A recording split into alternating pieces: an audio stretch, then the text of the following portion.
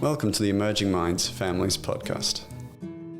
Hi, I'm Nada Rossi, and you're listening to an Emerging Minds Families podcast. Before we start today's episode, we would like to pay respect to the traditional custodians of the land on which this podcast is recorded, the Kaurna people of the Adelaide Plains. We also pay respect to all Aboriginal and Torres Strait Islander peoples, their ancestors and elders past, present and emerging from the different First Nations across Australia.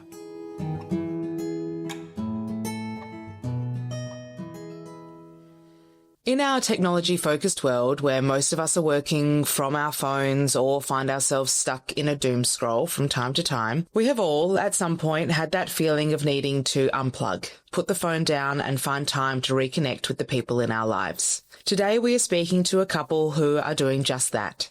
Jane and Ian formed Kiama Unplugged, a community-led movement and hosted events in Kiama, New South Wales. They aim to encourage people to reduce their smartphone use and reconnect with each other and the real world through phone-free activities, often partnering with local businesses to do so. These events seek to mitigate the negative impacts of screens, promote face-to-face interactions for all ages, and moments for families to reconnect. Welcome, Jane and Ian. It is great to speak with you today. Thank you. Thank you for having us. Thank you very much. Jane and Ian, at Emerging Minds, we acknowledge that families come in many forms. So I was wondering if you could start today's conversation by telling us a bit about who makes up your family. Yeah, of course. Well, Ian and I are both from the UK originally, although we met in Australia, and we now live in Kiama. We have 2 boys. So we have no family in Australia. So it was very important to us to create that village that we all know we need. And so we've made great friendships and really built a community around us. We often talk about the village idea is kind of getting a bit lost. And so how do you build that village around you? And what a beautiful example of you not having those direct family contacts and actually reaching out to those around you to form your family and for your boys as well to have those community connections. I was wondering, when did you start thinking about the amount of screen time or technology your family was using? Was that a conversation maybe you were having with friends and other people in your lives, or was it something that you really noticed within your own family? It was something that started by myself about 2 years ago, and I was wondering why my brain was getting quite foggy while I was getting irritated and short. And I started to sort of do some self-research with some great podcasts and books out there, realizing that the time I was spending on my screen wasn't healthy for my brain at all. So I started to go through a bit of a detox, using my screens less and less, my phone less and less, realizing there was more outside of that. And then that's what brought the rest of the family on board as well, realizing that if it's bad for me, it's going to be bad for Jane and the boys as they grow up as well. Yeah, I certainly think it's important to model the behaviour that you're asking of your children. And because our kids are still young, it's not been a huge impact, like a huge issue for us. They're allowed to watch television. They don't have computer games, iPads or YouTube. And I think it's just about setting those boundaries within your family and then just sticking to them, but always explaining and bringing the children along with you. Yeah, the kids always have the right to know why. We can't just say no. It's always got to come on their level as well. And if they understand in their language, then it makes more sense. And they realize we're not just being in control. We're actually trying to share the same model with each other. I think that's so wonderful, the modelling, the behaviour we talk about all the time, but also bringing your children into the conversation. It's so they feel like it's part of a family decision, giving them that agency and opportunity to be a part of the decisions in the family. And I've certainly seen that we've allowed them to be braver. So as Unplugged's got bigger, we've had to use more and more time on our screens to communicate with everybody. The boys are encouraged to say, Dad, get off your phone, Dad, put your phone away. And then exactly, I snap out of it and go, you're right, let's put the phone back in the office. That's where it should be. Right, what are we going to do now? So it encourages them to almost reach out at the same time because they can see it too. Absolutely. I've had that with my daughter. We have no phone at the dinner table thing, and I have out of habit reached for it to go, I'm just going to message my mum about something. And then my 7-year-old will be like, Mum, you said no phones at the table. So it is giving them that kind of confidence and understanding that there are these times where we are reconnecting and spending together, and they're important. And you mentioned Kiama Unplugged, and you started it as a way for families to disconnect so they can reconnect. Can you tell us a bit about how it all started?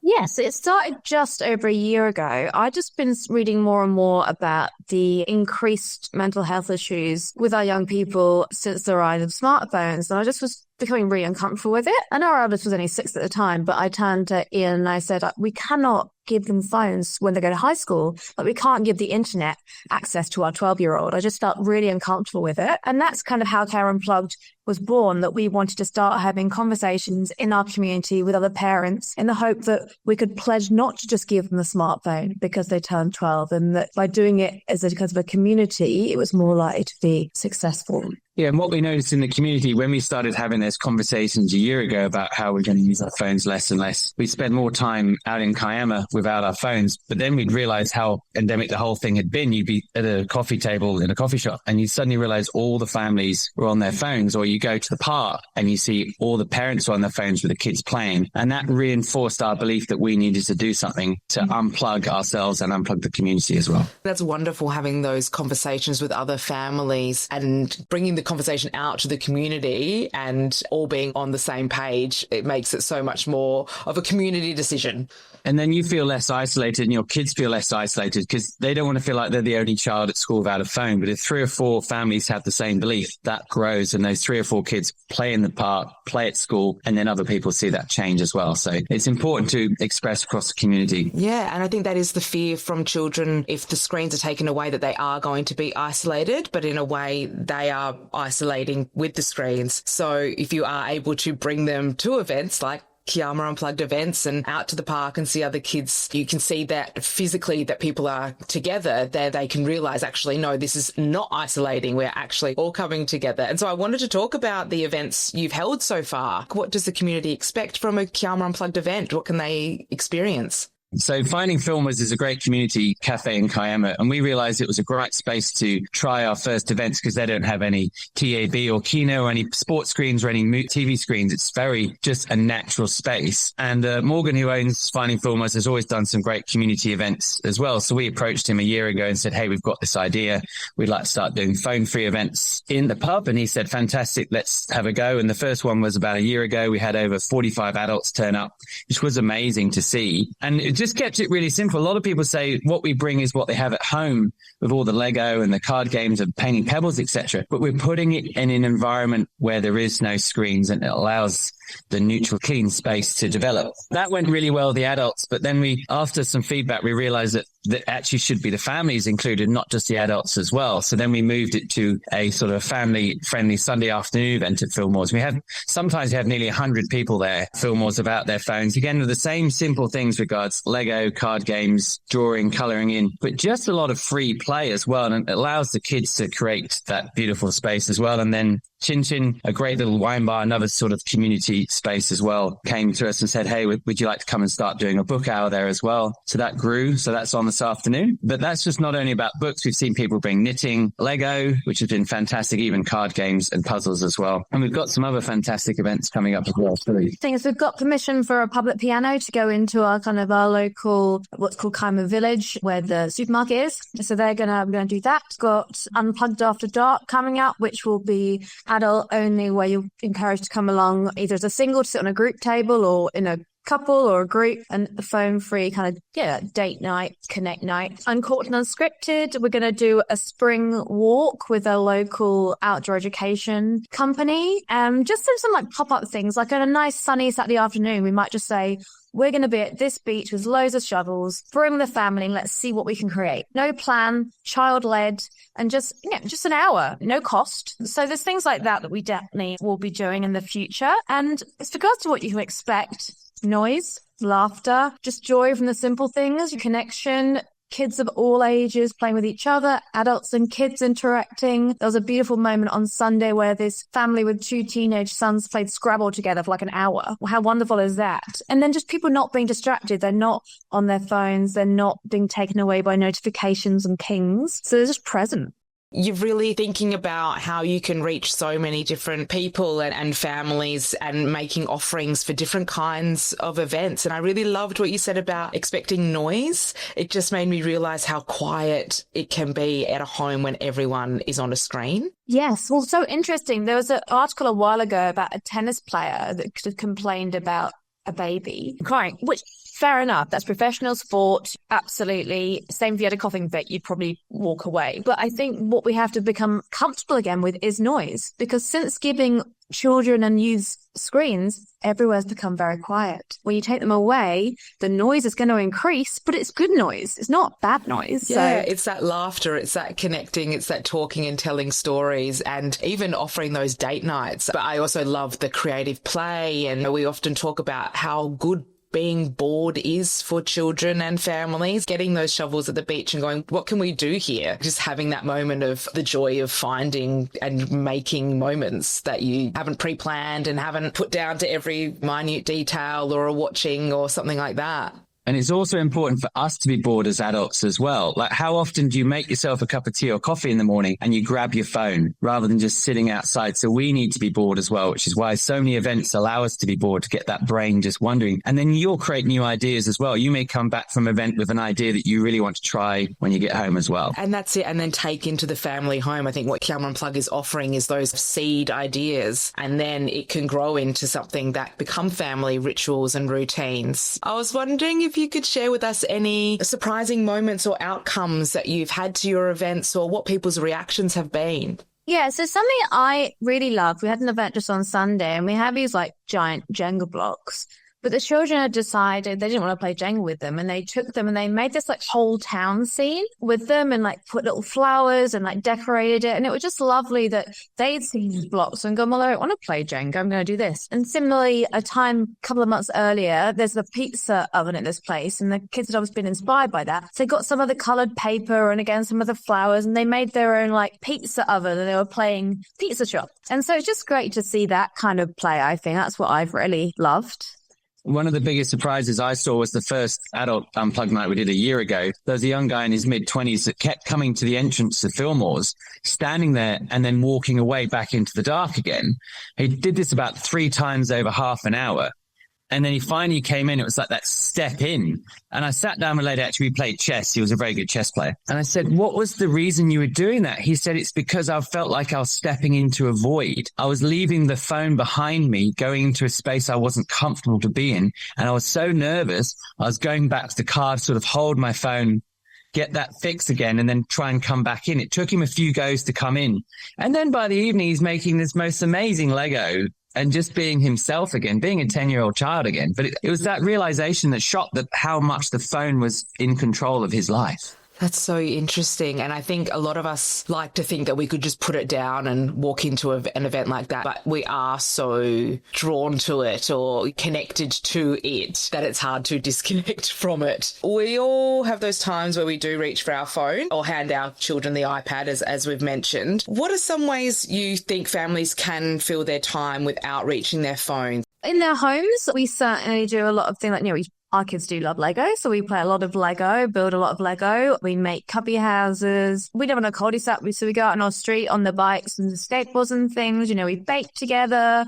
We do art together. Yeah, that's, I think, obviously all going to be age appropriate, obviously whatever your children are into. But yeah, try to let them lead, but playing with them, I think, at least some of the time. Obviously, that's also important they play independently, but yeah, being there in the moment. And then outside of the house, we have what we call a grab bag that either lives by the door or in a car. And so it means that we suddenly find ourselves perhaps in a more adult environment, like a dinner or something. We've got Uno or Snap to play, and then we'll play with the kids while we're at the table. We've got colouring in or magnets, and I think that certainly helps. I love the idea of a grab bag. It's good. It's easy to do. It's just an old school bag, one of the kids' school bags. And you've already got all the facilities at home. You just grab a bit of Lego, grab an Uno cards. There's 2 things that I was trying to think about is that we have to realize that we think the phones are entertaining the kids. When we give them the phone, it's like, oh, that relief. But actually, they're not. They're being drawn into there, and they're not even allowed to develop themselves. And it's important to realize that it probably takes about 10 to 20 minutes of them nagging or asking to be entertained to then the boredom to kick in and then create things. We had a few times where I'd set a timer on my watch and 20 minutes. Dad, play. What are you doing? I need something. And then the timer would go off and I go, where are the kids? And 3 hours later, I finally find them up in one of the bedrooms making the most amazing fort. And you've just got to let the house be that mess, that tapestry to paint on. And I also think it's really important to say, look, we are certainly not judging anybody. We know it's hard parenting, and we also know we do not know what's happening in other people's lives. And if you're just having a kind of day where, you know what, you just need 20 minutes, maybe that's what you do. We would encourage things like ABC Kids or children's Netflix over something like YouTube, where it's that constant changing and instant gratification, which we know isn't very good for their brains, but maybe more like a proper show or a story. So we are not coming at this with judgment. We're just trying to share what works for us. And sometimes when the kids are asking for us to play or they're looking for ideas, I sometimes say to them, what would you like to learn today? What can I teach you? And it's the most bizarre things, from how do I bake a cake? How is bread made? How do I use the soda stream? Even Hugo, our eldest, saying, show me how you make Cheerios in a bowl and where you get it all from. So if they come up with ideas as well, we can then pass that knowledge on, and then the entertainment flows from there. So I think it's just about arming your tool belt and your children's tool belt with other options, and it's creating that balance. The screens are a part of our lives. They're not going anywhere. And it's about finding those times where, yes, okay, let's watch an episode or two here while mum goes and does this because mum needs to do this. And then I think about my girls who go to karate, and while one of them's doing their class, the other one's on the phone. Well, we could just give them the option of, what about this bag that's filled with games? And like you said, we're not going out and buying new things. We're just taking what is from home. We're using an old bag. It's just by the door, and we grab it when we leave the house. And it's just offering those other moments. Yeah, absolutely. And it's so funny you said karate. So our children do jiu-jitsu, and one's on the mat whilst the other's in the waiting room. And when we first started going, that waiting room was filled with kids on screens. Whereas we'd turn up with a grab bag and would play magnets or cards or colouring with the children. And slowly over time, the other kids would put their screens down and they'd come over and have to play with us. And of course, we'd be like, of course you can. Now it's really rare to see a screen in that waiting room. Most kids turn up with their toys or they play with another kid's toys. And it's been really lovely to see that. I was going to ask, since you've been on this journey, what are some of the things that you've implemented in your own home? Yeah, absolutely. So about 3 years ago, we told our children that YouTube was broken. And so we took it off our television because we just found they were doing that, just kept changing what they were watching every few minutes. You can have Netflix or ABC Kids and watch show, but that was one thing that's been really good. No phones at the tables. So we never have phones at the dinner table. That's not allowed. We really do try and keep our phones in our office and not in the main kind of living area, so that we're not on them, and we never fob our children. So we wouldn't be, if we're on our phone and then our kid comes to talk to us, it goes down, we look at them, we answer their question. Can you explain what fubbing is to listeners that might not know what fubbing is? So fubbing is when you're trying to multitask at the same time. You're on your phone, and be it sending a message, be it like sorting out what's going to happen tomorrow, checking the weather, and you're looking at your screen, and your child will come up to you and say, Mum or Dad, can you help me with this? Or what do you think of this? And you're trying to talk to them at the same time. And you think that you're helping them, but all they're seeing is the back of the phone like this. And over time, the child is going to find you less approachable, and adults do it to each other as well. And what we changed our habit, so if the child doesn't talk to me or she goes to talk to me, I put the phone down, walk away, and then engage. But they're realizing now that if we had started to fub, they'd actually walk away and then come back, weren't on our phone. One thing what Zane said about the office, which is such a simple thing, we've moved the phone chargers into the office. They used to be in the center of the lounge room by the island where all the food gets made in the kitchen. By moving the phone chargers in there, the phones are just not present all the time. They're not there. And one thing I've really enjoyed doing with the boys is I bought a thing called a K-Safe, which is an amazing time box. I'll send you the details. You put your phone in it and you agree a time, and then you lock it, and you cannot physically open it until the timer runs out. Be careful. It can run for a very long time. So it's almost like a contract with the kids, especially like on a Sunday. We do a lot of phone-free Sunday. I say, boys, how long do I put the phone in for? They'll say like an hour or two, and you click it. But then you realize after 2 hours, the box is still unlocked, but you're not going back to it. So it's that sort of agreement. And the other thing that we've been really excited about recently, we actually put a landline back in our phone this week. Back in our house. People are doing this. Which is a lot of people are doing. It was just a simple thing. Our modem already had the plug for it. We got the phone off eBay. It's a phone that's got the photo of mum and a photo of dad as a preset on the number, so they can phone it when one of us is away and talk to us, or vice versa. We can phone and it goes directly to the kids as well. So that's a simple.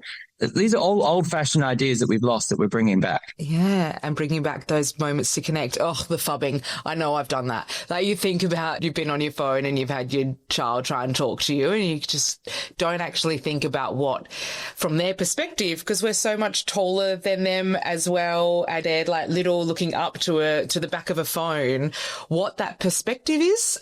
Got a really good tip for phubbing. Everyone puts a photo of their family on their phone. They're like, oh, it's my family, it's my phone. If you just have a black screen or a blank background, you're not associating your family with your phone. So if you're looking at your phone and there's a picture of your kids on there and they're talking to you and you're phubbing them, your brain thinks that you're looking at them. So make your phone a tool rather than a family portrait. That would really help. Something it's so easy to do, the phubbing, and I think that it does make you just rethink about it from their perspective, because often, we might be doing a work thing, but it's not necessarily that with someone with doom scrolling. It might be replying to an important work email and your child comes to tell you about the dream they had last night. And for you in that moment, actually, your work email might feel more urgent than your kid's dream, but you just have to think, no, this is important to them. I've got to put this down, listen to their story. Or if it is really urgent, you say, I really want to hear about your dreams. Mum has just got to do this email for work, and then I'm going to come and sit and listen to it. So it's just working out the ways that you communicate, I think. That leads me into my next question perfectly about communicating and the conversations, because I think what you guys have provided really great kind of practical things like moving the phones away, potentially getting a landline, things that we can do physically. But when we start having the conversations with our children about removing the screens or limiting the usage of screen time, what is your advice on how we speak to our young people about that? We keep it honest and we keep it age appropriate. So that's the first things. And then, you decide on your boundaries as a family. Because of course they're going to have friends who have different rules, but that's not just about phones. There's friends who's aren't allowed to eat sugar, or friends who are only allowed to go in the ocean with floaties on. Everyone has their different family rules, and children are used to, yes, well, that might be all right for your little friend Peter, but in this house, this is what we do. And so I think you just have to be clear. You have to explain it to them. And we'll say to our children, we actually don't think that iPads or computer games are very good for your brain at your age. And as your parents, it's our job to protect you. And that's the reason. And then you, like I said earlier about going to their level, you then help them understand why, because they don't know that their brain is developing in a different way because they're younger to yours, or how that the neural pathways will get cemented before they're 16. So if you help understand simple stuff, there's some great books out there for kids about brains. So if we can just help them understand why behind the rules rather than just give them the rules, then it sort of makes it clearer. What about families that are struggling with these conversations and struggling with screen time and maybe listening to us in this conversation and thinking, well, I've tried and finding it really difficult. What advice do you have to those families? We're not saying it's going to be easy, especially if you've already given your child a phone and you're trying to remove it or reduce it. And I think you're going to have to expect maybe some uncomfortable conversations and some pushback from your child. So it might be about implementing things slowly. It might be depending on the age of the kid and what they have. But I think a great rule is no phones in the bedroom. Phones only in communal spaces. It might be obviously about access to passwords and things so that you can monitor. Obviously, with the rules coming in around no social media for under 16s, I think you can use that as a starting off point to say, look, they're actually not going to let people your age have it anymore. So I don't think we should be letting you have it. Like, we've made a mistake as your parents with the information we had at the time. We didn't realize, and now we know this. So again, I think it's a conversation. It's got to be a bit of back and forth. It's got to be modeled behavior. And I think you've got to replace it as well. Like, if you're saying to your child, you can no longer have this, then maybe you've got to be more available to them to do other things with them. Just a simple step, as you say, it's the way you just go, I feel like I'm struggling with my phone use, so I would like to try some things in the house to help me, rather than sort of put the pressure on them. So you say, hey, this morning we're going to walk down to the beach. It's only going to be 20 minutes. I'm not going to take my phone. It's going to help me feel different. If you don't take your phone too, you can have it when you get back. Before you have the phone back, let's have a chat about how we're feeling, how more connected were we, how's our brain feeling, what did we see, how more present were we. It doesn't mean it's changing 24 hours a day. Even sort of 10 minutes, 15 minutes a day is enough to start getting you realize, actually, that was a really nice 15 minutes. You don't have to take photos of everything. A lot of people, they can maybe call without their phone with regards to social media, but then I thought, I need to take a photo. When we were children, you got a photo probably on your birthday, first day of school, if you got an award, and holidays. We didn't have 20 photos taken of us every day of our lives. So there's also remembering that.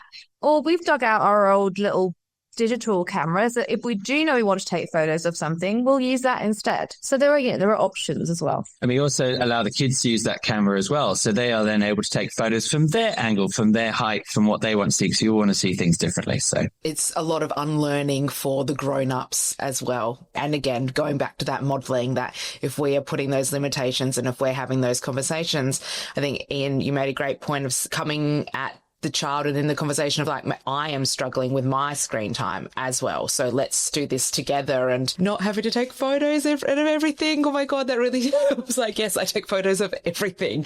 So it is that unlearning, and also that I guess you have a little bit of underlying anxiety. I need to be connected in case something happens.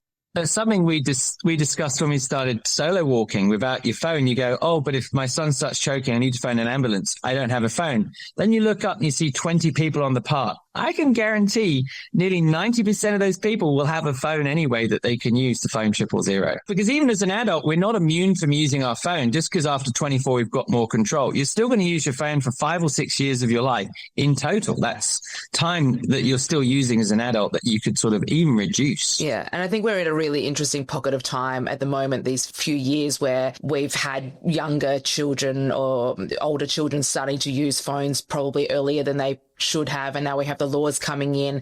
So there's a lot of unlearning. I think the years to come up after it may be easier because we've got these more restrictions in place. It's this funny time I think we're all in at the moment with children that are in their early teens-ish now, where we're all trying to figure this out. And I think as grown-ups, we're trying to figure it out. The laws are trying to figure it out, the restrictions and everything. There's so many conversations around it. So yeah, hopefully we're landing on something, but I think we're in a really interesting time at the moment when we're starting to figure out the effects.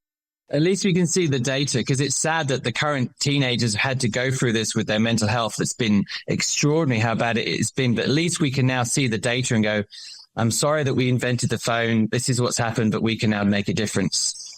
Jane and Ian, I'm wondering, what is something that families can do right now if they want to reconnect? I think they can ban phones from the table. I think that's definitely a really easy one. And I think then again, bringing your children, asking them, maybe you've got Saturday morning free. What do you want to do today? And it doesn't have to cost much. You might be just going to a park or a beach or kick a ball around the back garden or build a fort at home, depending on your kid's age. But there are so many things that you can do as a family, but I think let it be child-led as much as you can is really important. And just talking to your kids about your childhood and say what you were doing, where you were playing and your memories, because you're going to remember all the times you've made a den, but you won't remember all those Saturday morning TV shows you used to watch when your parents were still asleep. You know what I mean? So it's like remembering all the things that I did, like the stargazing, learning how to light a fire, learning to build a fort, the time I got hurt, and then show the kids that and then bring that into a conversation. Yeah. I did this the other day. I said to the girls, do you want to go outside and look at the clouds? And they said, yes. And we just lay on the grass, and there weren't that many clouds because it was quite sunny. But it was just that thing of, I just remembered lying on the grass and going and looking up at the stars and the sky. And I just thought we'd had a big family event and I could have cleaned up and the house was left a mess longer than it should have.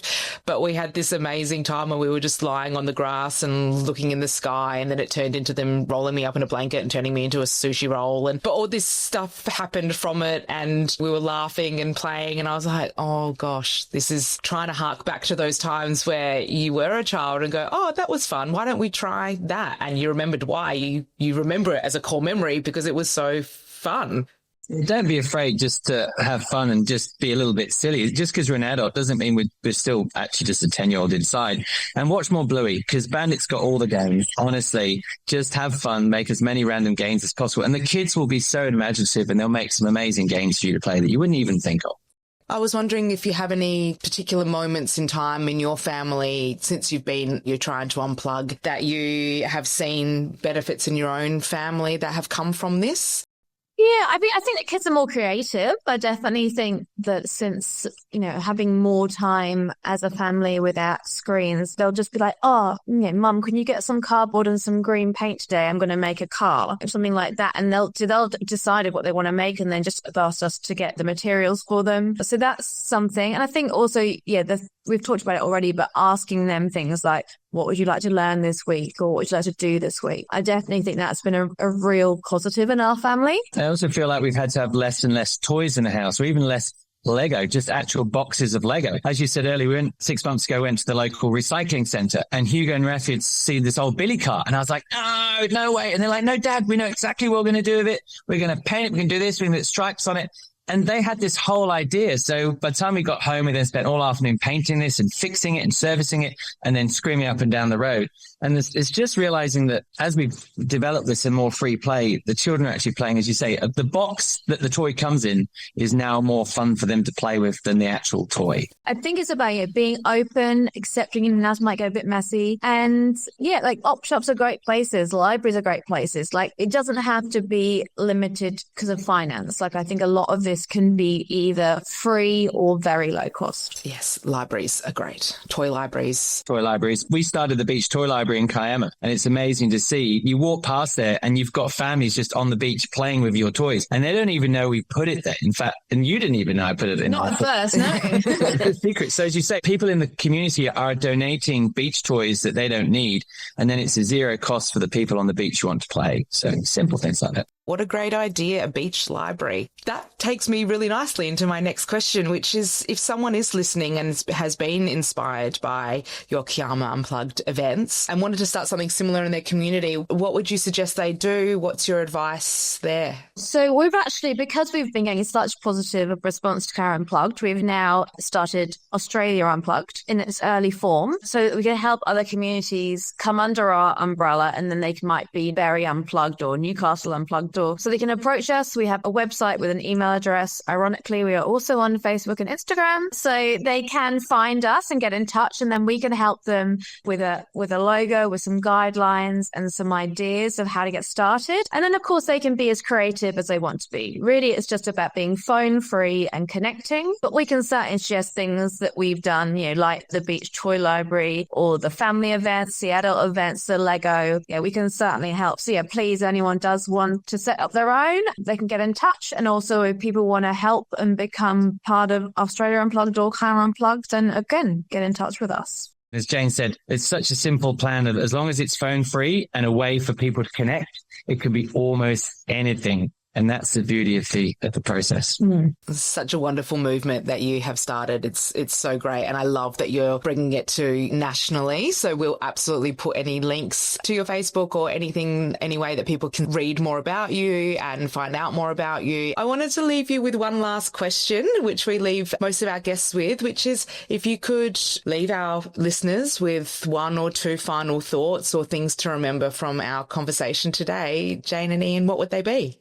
Mine would be keep it simple, schedule phone-free time for everyone in the family, and also remember we're not aiming for perfection, we're just aiming for, an improvement. I would say just try and slow the day down, slow yourself down. We all rush as adults, but actually we want to create space and time in our day with nothing, with the ability to slow down. And the more you do that, the more you're going to be present and see things around you. So.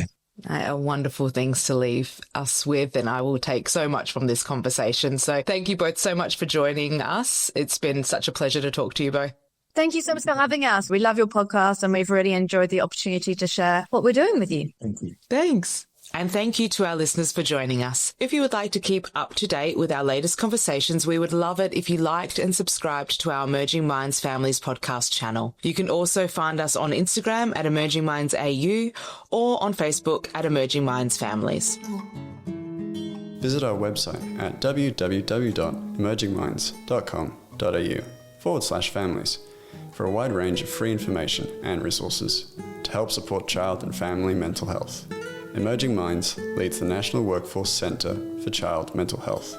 The centre is funded by the Australian Government Department of Health under the National Support for Child and Youth Mental Health program.